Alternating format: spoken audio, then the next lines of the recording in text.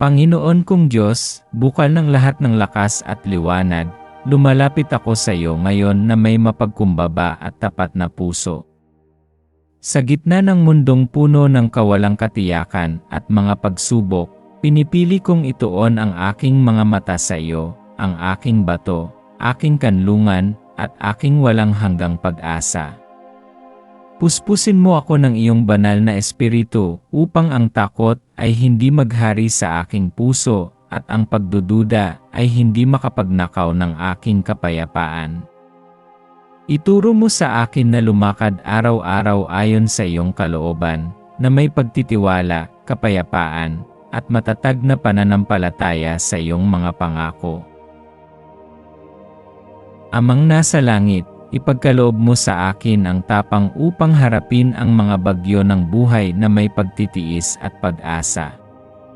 Kapag ako ay mahina, ipaalala mo sa akin na ang iyong kapangyarihan ay nagiging ganap sa aking kahinaan. Naway ang mga ugat ng aking buhay ay malalim na nakatanim sa iyong pag-ibig, upang ako'y manatiling matatag kapag umihip ang mga hangin ng pagsubok. Tulungan mo akong laging alalahanin na ikaw ay kasama ko, sa lambak man o sa bundok, sa dilim man o sa liwanag. Naway hindi nakasalalay ang aking pananampalataya sa aking nakikita, kundi sa kung sino ka. Panginoong Hesus, ikaw na lumakad sa ibabaw ng tubig at tumigil sa unos, lumakad ka kasama ko sa daan ng aking buhay. Kapag ang aking mga hakbang ay nanghihina, hawakan mo ako ng iyong makapangyarihang kamay. Kapag ang kalungkutan o panghihina ng loob ay pumapalibot sa akin, bulungan mo ang aking puso, huwag kang matakot, sapagkat ako ay kasama mo.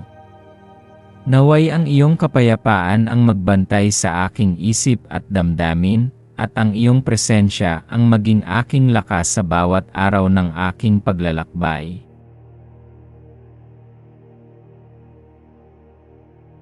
Tapat na Diyos, inilalagay ko sa iyong mga kamay ang aking mga plano, mga laban, at aking kinabukasan. Patnubayan mo ako sa pamamagitan ng iyong espiritu upang ang lahat ng aking ginagawa ay magbigay luwalhati sa iyong pangalan. Naway ang aking buhay ay maging isang buhay na patotoo ng tapang, pag-ibig, at buhay na pananampalataya sa gitna ng mundong ito.